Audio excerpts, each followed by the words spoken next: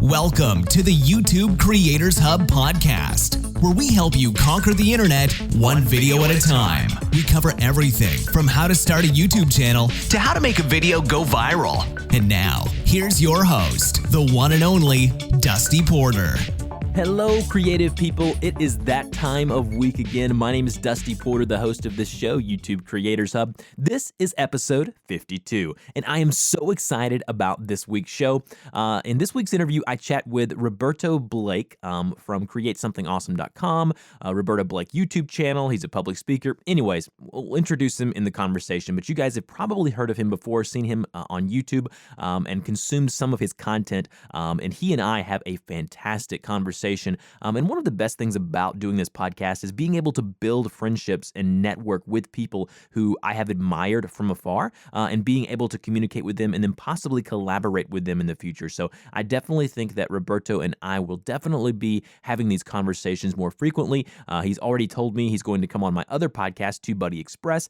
He's also willing to come on and chat about a specific YouTube topic on maybe, because he and I pre and post show began talking, and we just had so much good stuff. And I began to tell him, I was like, man, we can't do this off air. We need to record all of this stuff, and that way we can bring the value to both of our audiences. So I'm just so stoked about you guys being able to hear from him this week. I do want to remind you guys that you can go on over to iTunes, hit that subscribe button. That way, every Wednesday I release a new episode, you're going to get notified.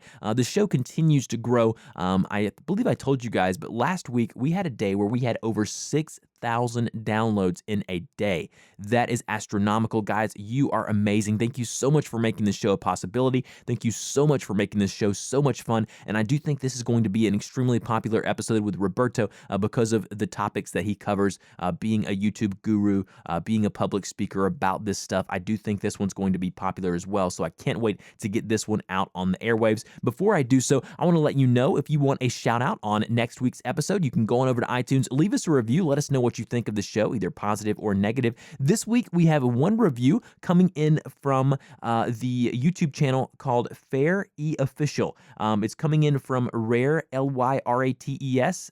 Rarely rates. So that must mean that he never rates podcasts, but he did this one. So he titled it Jackpot, 5 stars. The podcast is a YouTube gold mine. It has really helped give a new perspective for his music YouTube channel. Every episode is jam-packed, and he says, thank you for this content. Well, my friend, you are so welcome. Thank you so much for leaving that positive remark over on iTunes. If you would like to do the same, you know how to do it. Go on over with your podcast player. Let us know what you think of the show. Again, we are continuing to grow, continuing to rank up in the podcast sphere, and I cannot wait for you guys to see what we have planned for this year. You can visit us over at our website, youtubecreatorshub.com. Check us out there. This show, as with every week, is supported by the fine folks over at TubeBuddy, TubeBuddy. I could not think of a better company, a better organization, a better tool to be affiliated with than TubeBuddy. When you think of TubeBuddy, you think of a tool that was going to make your YouTube life so much easier. I have I guess you would say the luxury of knowing what's coming down the pipeline even before you guys do. Haha, right? I have special insights. It made me sound so pretentious. I'm sorry about that. Anyways, I get to know what's coming down the pipeline, and I can tell you that TubeBuddy is only going to get bigger and better. If you are unfamiliar with TubeBuddy and what they do over there, basically it's a tool that helps you streamline your YouTube workflow. It allows you to easily upload videos to Facebook. It gives you a video upload checklist. It gives you a rundown of your previous year on YouTube. There's so many more tools than just that, guys. You got to go check it out. Click the link in the show notes of this episode. Not only will you help this show out, but you're going to help you and your YouTube career out as well. So I have rambled on too much this week. You can also support us over on Patreon. That's in the link as well if you like the show. And then, guys, thank you so much for listening. And let's go ahead and jump into this week's episode. All right, guys, welcome back to this week's conversation on the YouTube Creators Hub podcast. I am absolutely so excited about this week's guest. This week's guest is Roberto Blake. He is a creative entrepreneur and speaker with an education YouTube channel that helps creatives with career advice, tutorials, tech, and marketing themselves. His channel has grown to over 190K subscribers since 2013, and I'll have to admit, before I even, talk to Roberto here, that I have been a fan of his for, I know, at least the past year. He's doing some amazing things in teaching people about YouTube, which is all about what we're doing here on this show. So, Roberto, how are you doing today? I'm doing awesome. I love it. Well, I am so excited to have you on the show, as I already told you off air. So we're going to just dive into this. We just spent the past 8 to 10 minutes off air talking about YouTube stuff, and it was very natural, and it flowed so well. So I can't wait to see the value that we're going to have for you guys today talking about YouTube. So, Roberto, if you would, let my audience know a little more about you and how you got started on YouTube. So I have an education-based YouTube channel that helps creative people. I like to help creative students, creative professionals that are working in the field, and creative entrepreneurs as well. Even if you're a creative hobbyist and you're dabbling, you'll get some value out of this. So it doesn't matter if you're a designer or you're a photographer. I know a lot of channels niche down like that. But here's the thing, Dusty. Like, I have always been a creative at heart, and it comes from this very pure place where I do the creative things that excite me the most at any given moment. I started drawing as a kid. I got into photography because parents and family members were into it. They didn't do it as a day job or anything like that, but they had this very pure just love for family vacations and photos or landscape or whatever they wanted to do. And I've used every creative medium pretty much at some point in my life. And I've actually worked at and made money doing so many different things creatively. I worked through high school and college as an assistant photographer and a freelance photographer. I got into web design at 13 back in the days of AOL. And I got introduced to coding and Photoshop. I was video editing years before YouTube existed. In fact, I think 10 years before YouTube existed, I was doing online video back in the days of LimeWire and BearShare, if people remember that, showing my age a little bit. So I dig creativity. I believe in it. I believe that creativity is the variable of success. I believe that almost all the major brands and businesses out there right now are paying much more attention to their creative, their marketing, their advertising. And I want to teach people that if they're an artist and they're a creative person, they don't have to choose between being a starving artist or a sellout. So that's a lot of what I cover on the channel. That's what my stuff is about. And it's everything from tutorials to career advice to war stories to projects to interviews with people working in the industry. I just want to educate and motivate creative people so they feel like they can win. Absolutely. Now, in my opinion, you have some of the greatest slogans in the business. You have one that you say is create something awesome today, and you have one on your channel banner that says always be creating. How did you put together the branding for your channel? Because I think you do one of the best jobs in the industry when it comes to YouTube channels. You do such a great job of branding not only yourself, but just the ideas and the thoughts that you're expressing through your videos. So maybe walk us through the process of how you created all of those slogans and branding for your channel. It's the thing that I feel like I've actually been doing that since I was a kid, to be honest. And it's how I guess I've landed into the field of marketing and advertising, both in my career when I was in corporate and then in running my own business, Create Awesome Media. I feel like it was a natural progression for me. I very much as I'm a technician and a practitioner, I'm also an idea guy. And the thing is, I looked at it and it was things that I was saying to myself. It was things that I talked about in the real world.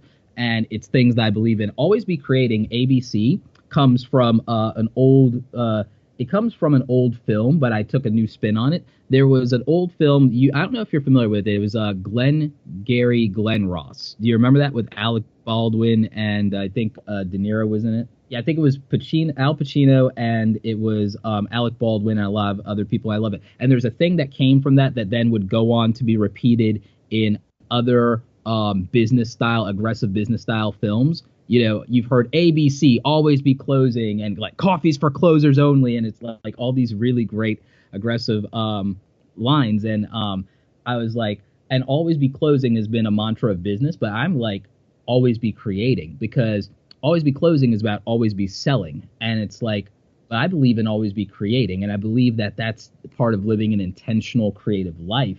And I think that if you are somebody that's a creative, if you're somebody who's a YouTuber, then it's very real for you that always be creating makes sense. Because for me, it's about consistency. Consistency, as you know, is one of the underlying themes of YouTube advice, is consistency. But in business and in marketing, it's the same thing. You have to be consistent in your message, consistent in your presentation, your tone, your visual branding.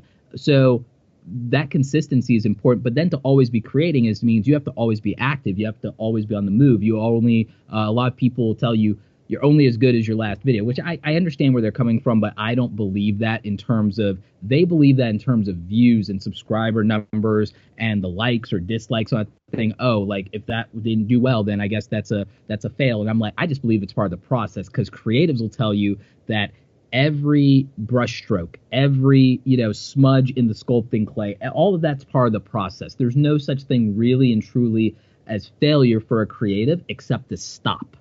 And you kind of live that, right? You kind of live that. Like on your channel, you say helping you create something awesome 7 days a week. And when you talk about consistency on YouTube, you're right. It is a common theme when I talk to YouTubers. They say consistency and persistency is one of the biggest things in becoming big on YouTube. What do you think helped you, Roberto, get over that, I guess you would say, that wall of thinking to yourself, well, I can't create something, multiple days a week. What helped you in becoming consistent? Because you are the epitome of consistency. You have a schedule, you lay it out, your audience, your community knows, hey, on Mondays, we're going to be getting this. On Wednesdays, we're getting this. Sundays, we're getting this. So with all of that being said, how did you, I guess, get into the habit of making yourself understand that this consistency thing is extremely important? I was watching my own behavior as a user. Like I was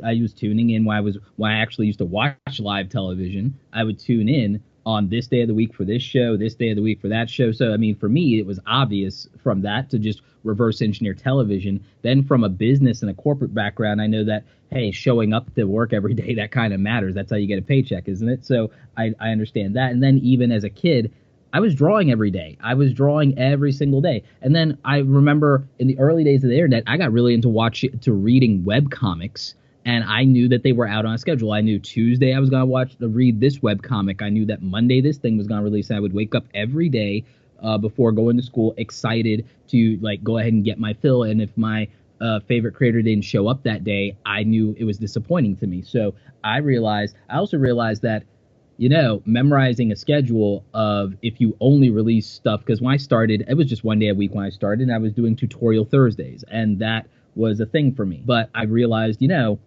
if I am late or I miss a Thursday, people think I just didn't show up or whatever. But if I'm putting out something close to every day, well, it doesn't matter what day they drop in, there's something there. And even now, just in case, because sometimes if I travel or business, running the business gets in the way of releasing something on the day of the week, that I still just put it out, and I try to keep them in order. But regardless, I say it's why the channel banner says helping you create something awesome 7 days a week instead of new videos every day, is that it lets me honor a promise of 7 days a week. There's stuff here for you to learn, because even if you're a new subscriber, there's almost 1,000 videos on the channel right now. So there's plenty for you. Even if I didn't put something new out today, there's something you haven't discovered before. There's something there that you haven't looked at, and there's plenty there that's worth a second look.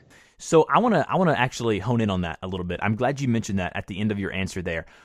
You also mentioned it at the top of the interview, talking about how, let's talk evergreen content for a minute. On your channel, you have, like you said, over 1,000 videos that, in my opinion, are still relevant to this day for the most part. And a lot of what I do on my channel is also evergreen content. It's what I call, there's two different types of channels in my opinion, and you tell me kind of your thoughts on this, but there's search-based channels, and then there's subscriber or community-based channels, and I'm trying to move mine from search to community, but I think you've done a great job of kind of combining the two of those. But how important is it? One of the great things about YouTube, Roberto, in my opinion, is that my videos are always working for me. Always. Whether I'm sleeping or I'm traveling, my videos are always out there. They're always available for people to watch, and they're always available to gain more people to join my community. So maybe talk a little bit about that. Like, how important is it now that you have that backlog of hundreds upon hundreds of great content that you can just shoot over to people and say, hey, are you looking to get better at InDesign? Boom, here's a playlist for that. How important is it to have that backlog, and how important is it to kind of balance the evergreen side of things as well as building a community? There are channels with 500,000 subscribers that I have a higher monthly growth rate than. There are channels, let me put that into context. I have 190,000 subscribers.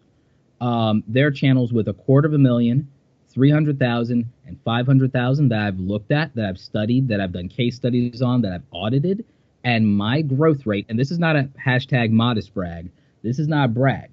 I'm making the point that this is what search does for you, because the thing is, while I've integrated community very much into my content, we know disproportionately it is about search for my channel, like overwhelmingly. I'm about to balance that, so I'm going to flip an interesting strategy that I'm working on to you. So you're going to get a sneak preview of some things that I'm doing for 2017. I love it. Roberto Blake exclusive right here, guys. Yep. But I think that balance is the answer, because I'm a big Star Wars nerd. You know that about me. You've seen the channel, you've seen the bobbleheads. You've seen the bobbleheads. So they're all over the office here. I literally at some point will do a video that's literally just a video about all my bobbleheads. I'm not even kidding.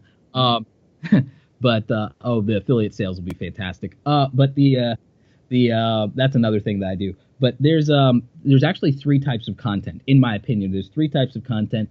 Tim Schmoyer's version of the 3 are a little different than mine, but two out of 3 were the same on.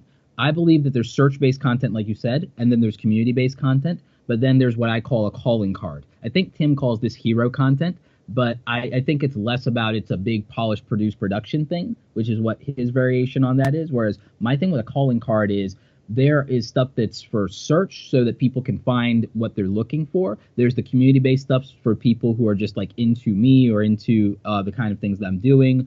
And then there's what I call the calling card, which is this video can get the least views. It doesn't matter. It could do, because its only job is to serve as a calling card for biz development, biz dev. It's just for business development, if nothing else. Other people will get value out of it, but this particular video is so that I can get a specific phone call or a specific email from either a company or a potential client. This video's job is to get me a $5,000, $10,000 check at the end of the day, in theory. And so I think that people underestimate the importance of that and how that adds to your financial future and your growth, that you need to do videos on occasion that specifically are so that this is out there because this is going to attract these type of brands to me. This is out there because it's going to get me a speaking engagement. This is out there because it's going to get me a new business contact. This is out there because this is going to get me representation with an agency or something like that. That's something that YouTubers really need to think about, is what on their channel is facilitating their professional goals. Because I want to throw something interesting at you, Dusty. I think too many people think of YouTube as a destination instead of as a vehicle. It's a vehicle to get where you want to go. It's not somewhere to be. Their idea is to make it on YouTube. No, your idea is to make the life that you want, and YouTube can be a tool to get you there. In the same way that I think money is a tool, not a goal. I think that I only look at money as something that I can use to leverage resources or time or access to something that gives me more, either in terms of an experience that makes me happy or adds to my personal power and my ability to take action. I love that analogy, talking about a vehicle. I talk about it as a tree and it being one of the branches on your tree. It doesn't need to be the only branch. It doesn't need to be the tree trunk. YouTube needs to be, like you said, you said so elegantly about being a vehicle, a destination. I know for me, I've landed some of my biggest jobs off of just some of my YouTube videos. The only way I started in my voiceover career was because of YouTube. And it was a vehicle, as you said, as you put so wonderfully there, a great way for me to get to where I wanted to go. And you're right. People do think of YouTube as just a destination that where, and what happens if YouTube goes away? And that's kind of my fear of, if you're relying totally on YouTube to be your sole cash cow or your sole thing for your business, and I think it's going to segue perfectly into my next question to you. But what happens when YouTube isn't there? And so I mean, I'm with you there. I think it needs to be a vehicle as opposed to a destination. Completely agree, guys. Definitely write that one down if you're taking notes during this podcast. Let me ask you about the business aspect of YouTube right now. You mentioned affiliate links. I also utilize affiliate links. I've talked about them ad nauseum here on this podcast and other shows that I do. And also, we have the YouTube AdSense program. So very thankful that YouTube provides that to us as creators. But how are you taking your YouTube content, your YouTube channel, and monetizing that content? Well, the obvious general ones that everybody's a fan of are AdSense revenue, which, yes, of course, thank you, YouTube, and thank God for AdSense revenue, because it does help and it does make things easier, but I don't rely on that. People ask me, like, do you make a living on YouTube, Roberto? And my answer to that is, I always hate this question because my answer is pretentious. And the reason I say my answer is pretentious is because it's like, I make somebody's living on YouTube. It's not how I make my living. I make somebody's living on YouTube. I make more than enough, even just on AdSense revenue, to equal to somebody's corporate America job right now. And again, that sounds, in my mind, that sounds pretentious, because I make more money outside of YouTube AdSense and sponsorship than I do with just YouTube. Some of that's related to YouTube, but some of that is strictly what I do as a consultant and as a speaker. And the next phase for me is the fact that I've proven with over 1,000+ videos my abilities as an online educator and the ability to break down really complex things and make them digestible and make them fun for people who want to learn them, so it doesn't feel like a chore. And because I built that reputation using YouTube, the next phase for me, beyond the marketing consulting aspect, the production aspect, I mean, I'm negotiating a production and editing deal right now for a client. I can't talk about it too much, but I'll say that it's like tens of thousands for this particular gig for a one-time thing that will only take like maybe 2 weeks, which is fantastic. I mean, you'd have to get millions of views a month to hope to do that in YouTube. So that's real work, right? So I do real work outside of YouTube. Now, the affiliate marketing side, which is really good for me, is that does very well to the tune of a couple grand a month using different things. TubeBuddy, for example, does very well for me, as you guys well know, but Amazon as well, some web hosting related stuff. I have a background with web design, so I can speak very well to web hosting, and I do hire hundreds of dollars a month there without even really pushing that as much as I really should, because I still think that a website matters in 2017, believe it or not. I think people underestimate that, especially if you're going to do business, having a professional email address, those kind of things. So I can recommend web hosting to people who want to make it simple, and web design solutions. So I do that. Sponsor deals I do very well with, and I actually have more inventory in my sponsor stuff to sell. I'll talk about how you do that in a minute. But to part of your point in terms of how I'm diversifying my revenue off of YouTube, the next real big thing for me is, because I put myself in the category of an educator, is to sell my own courses, and my YouTube channel is leverage for that. And it's also a marketing funnel for that. I have an email list as well outside of YouTube. So YouTube goes away, I still have thousands upon thousands of people on my email list. And once I do this next initiative, which is kind of in beta right now, Awesome Creator Academy, with doing that, I'm building my own education platform outside of YouTube, because searching through my library of hundreds and what will soon be thousands of videos is super cumbersome, Dusty. It's there's no structure, there's no order, there's no sense of progress and completion. Even with a playlist, it's just not the same, and it's not as easy to do things on your own time, and it's not practical for downloading PDFs and everything, and then you have to go outside of YouTube. It's not the right platform truly for somebody who needs to educate themselves beyond a one-off thing or a couple of back-to-back videos. I think I can do better, and so I put together, using Kajabi, a courseware system so that I can sell courses on personal brand development, online biz dev, building and growing a YouTube channel, an advanced course on YouTube for business, a course on affiliate marketing, a course on freelancing, these things I have real experience on. I have a whole course that I'm doing on video editing and production that combines them, whereas most people split them. I'm like, no, it's a whole process, so I put them together. So those are the kind of things I'm doing, and I'm not selling right now because these things are all in development. But I'm making the point of, I used all of this vehicle of YouTube to establish myself as this subject matter expert, and to prove to people and to show them that, hey, I can talk about video editing and production because I've done it 1,000 times. I can talk about personal branding because I built a great personal brand, and I used content marketing and video marketing. I grew a speaking career out of thin air, Dusty. In 2015, I had never spoken publicly on a stage besides in a school play. And I grew a speaking career that's going to let me be speaking this year at Social Media Marketing World. I spoke last year at How Design Live. I did a workshop at Adobe Max. I spoke at Vlogger Fair. I've done almost 20 speaking engagements since June of 2015. And I don't know that I could have done that without the leverage that I'd built in my personal brand. So I want to help other people do these things because I know it seems impossible. I want to make it practical for them. I want to give them the blueprint that I used with, like, again, I don't even think I'm the most talented person at anything I do, but there is a process that can get you there, and you will grow over time, but you don't have to not profit while you're in your growth phase. I think that's something that people get wrong. I think there's a lot of opportunity, and I think if I can help them understand that, and if I can teach them, and if they can see some, upfront results, and they look at the fact that I did it, I'm not just talking about it, I'm a real practitioner. I stay in the trenches. And not only that, I stay on top of and I help other people who are on their journey. I double back and I hold the elevator for people. I think it just kind of proves it.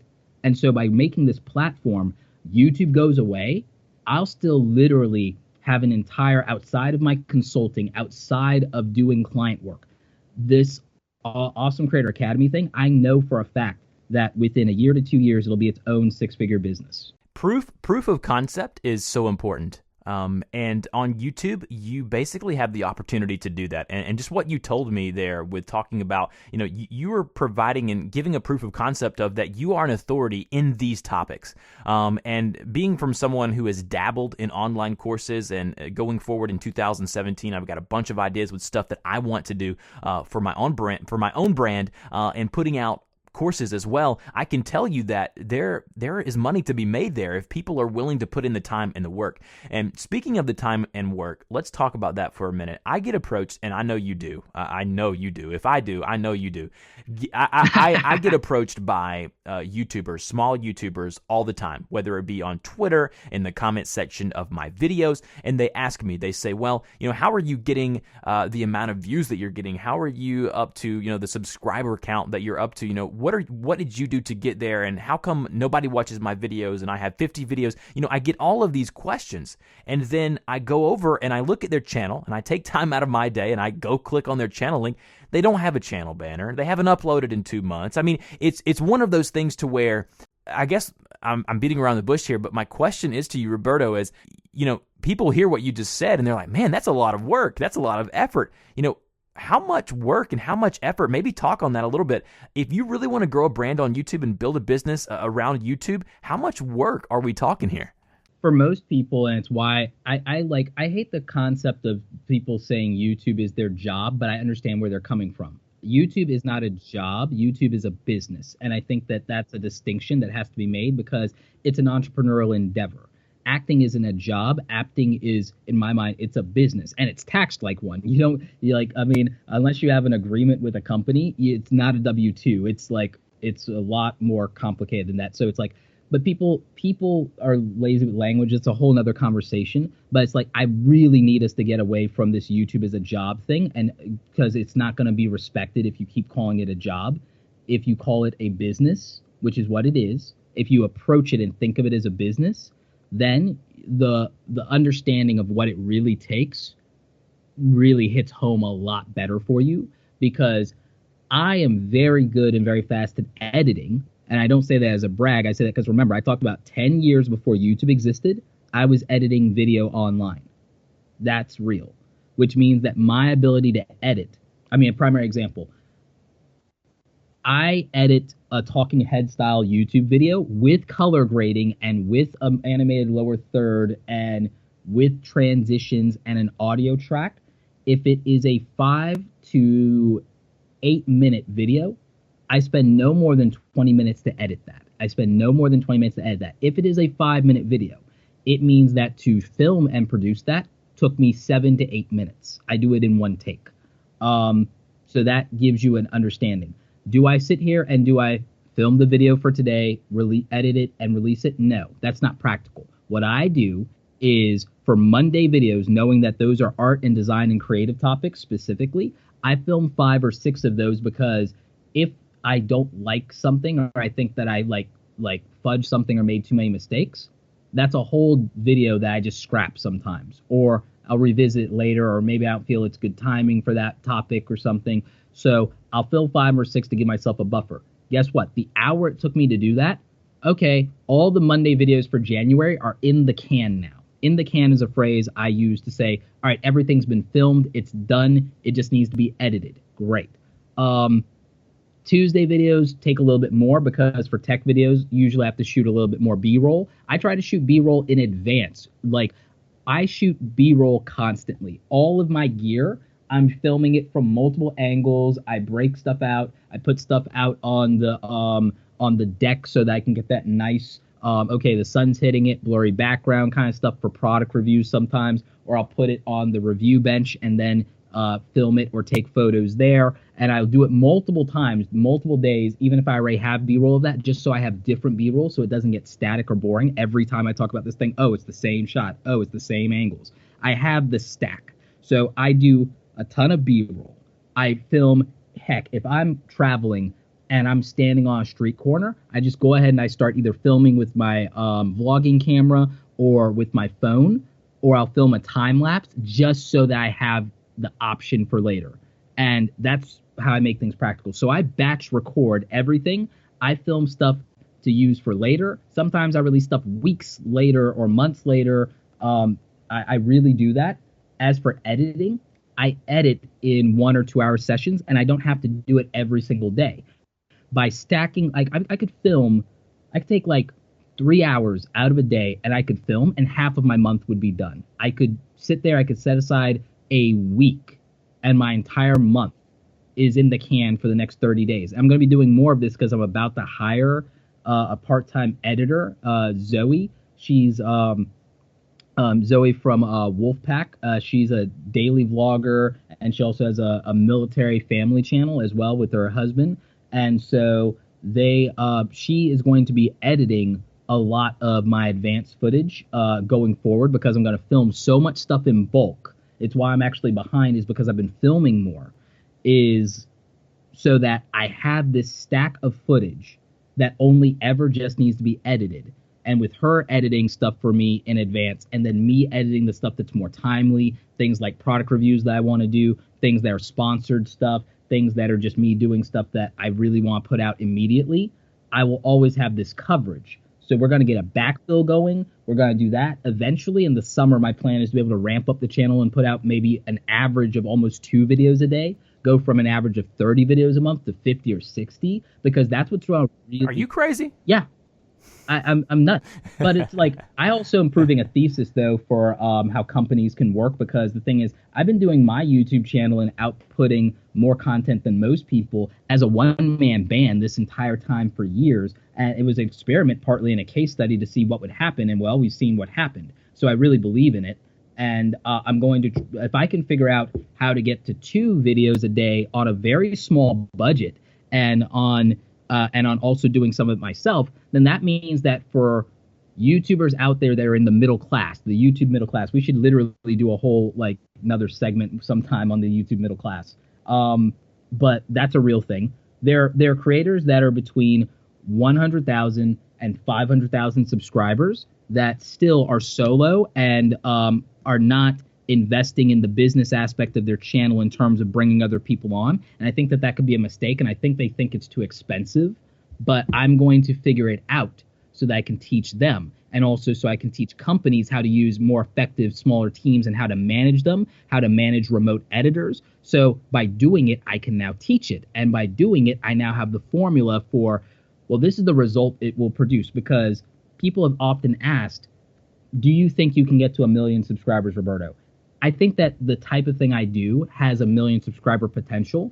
It's a matter of, am I a good enough executioner to get there, and how long would it take, and what's going to do it? And I know that balancing more of what I told you, which is search content, community content, and also calling cards, is what will do it. It means that by using these resources, I can produce, I could give all of the search and talking head stuff, a lot more of it, to Zoe. I could focus on doing much more challenging videos with my own editing and doing more creative stuff that is, for me, what will drive the community aspect. And I can put on a show maybe twice a week that's close to like a creative's version of Ask Gary V or something like that.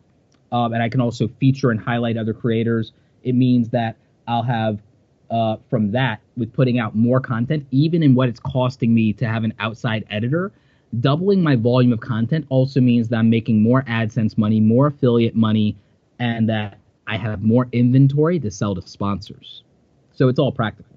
No, I love that. And the phrase "in the can," I use that all the time, not only with my YouTube channel, but I'm a big podcast proponent. I love podcasting. Obviously, it's what I'm doing right now. I love interviewing people. I love that. I feel like that's my sweet spot.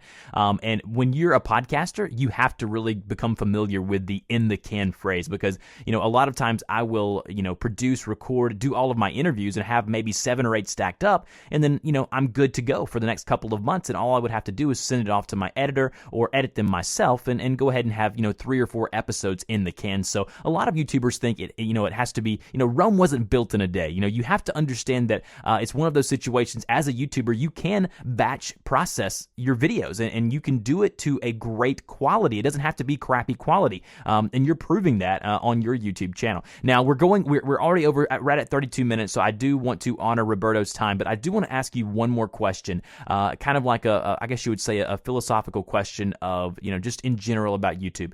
If you were to give just one nugget that you would say would be the golden nugget for YouTube that would just get people, started, get people in a good space for their YouTube channel, what would that piece of advice be? What would be the one thing that you would say, if you focus on this can help you beyond any measures for anything that you may have been given before? It'd be what I always say: create something awesome today. And I'll just qualify that. Like, it's you want to go philosophically, create something awesome today is not just a tagline and branding. It literally is a philosophy that I live by, but it's because it saved my life. It's because in feeling a sense of dissatisfaction, a lack of control over anything, a lack of ownership over anything in my life, I was in a depression spiral a few years ago, like a massive depression spiral, wondering if today is the day I throw myself in front of the number 2 train. And create something awesome today actually is a life-saving philosophy for me, and it was what would get you in the right mindset for your YouTube channel and your life, because if you're creating something, you're taking an active role in your life and in what you do, and it's something that you can own. And to create something awesome is to create something that you feel a sense of pride in, something that you feel is worthy, something you feel is worthwhile, whether it's rejected or accepted by anything else. It's about what you're satisfied with. And again, this is about consistency, but it's also about just, again, showing up to work every day. Showing up to your business every day, opening the doors. And again, this could mean you go back and you can optimize your tags, or you can say, you know what, I can take this thumbnail and this thing didn't get a lot of clicks. It didn't do well in YouTube. But if I update this thumbnail and maybe no one in YouTube is finding it, maybe I've been building this following in Facebook or Twitter and I post this video and a link to it over there, and now it has a thumbnail that people would actually click on. Now I can get some more views. I can breathe life back into this video instead of just giving up on it. You can go, even if you're not putting out a video every single day, because I don't think you have to do that. I think there are plenty of creators that put out weekly content or something 2 or 3 times a week. I think if you want to grow, that it's a good hack. But I think you will get faster at production. I think you'll get faster at editing if you're creating every day, if you're doing it every day. I think it's the only reason that it doesn't take me 4 hours to edit a video like a lot of people, even if it's not complicated editing. I mean, look, even the thing that I did the other day, you saw the vlog that I produced to talk about like the Forbes feature and the books that I'm in, that video, to edit that, even with all of the additional cinematography from the Sony RX100, the cut together the storytelling, to put together the music and mix it, that still didn't take me an hour to do, believe it or not. And I did color grade on that. So it didn't even take me an hour. And the reason, though, is because I edit so much. That's this habit. So by creating every day, by editing every day for so many years, now even if I don't do it every day, it's just such a second nature thing that I'm faster at it. I'm better. My intuition is better. My thought process is better.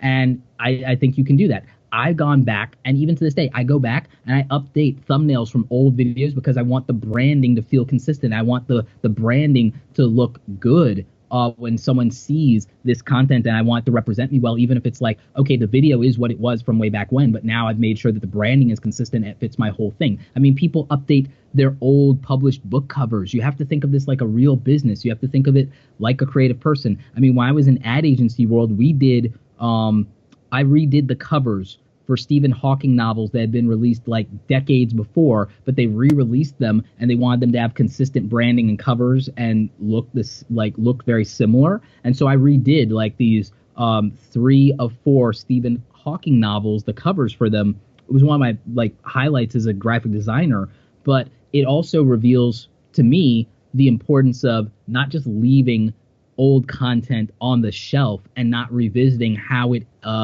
impacts and affects your brand. So again, there's so much stuff that you can look at. If you think, oh, there's nothing I can do to make my YouTube channel better, or oh, if you're complaining about your views or your subscriber count, look at all the things that you could possibly improve. You could have better channel artwork. You could have better thumbnails. You could have better about section. You could have a better profile pic. There's always work to be done. So show up every day.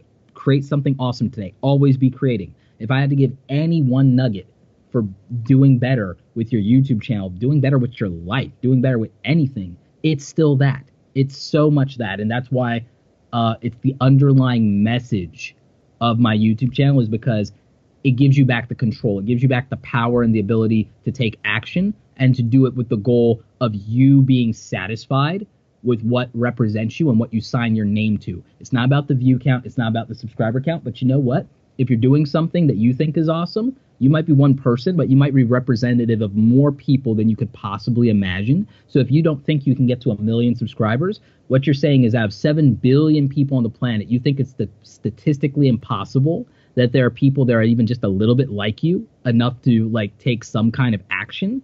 I think that the math, I think that if you believe that and you don't think you have that potential, that you need to revisit the math. And even if it isn't 1 million, you know what? 100,000 ain't bad. So 10,000 ain't bad. You think that that's a small number? Oh, I'm a small YouTuber. Only 1,000 people are subscribed to my channel. Try speaking in front of 1,000 people on stage sometime. Try speaking in front of 50 people on stage sometime, and then tell me that's small. Tell me that level of attention and respect and commanding that doesn't matter. Tell that to a street performer in Times Square that gets 30 people to line up for them and to give them a few bucks and to give them a part of their day. Tell me that's small then. That's my answer.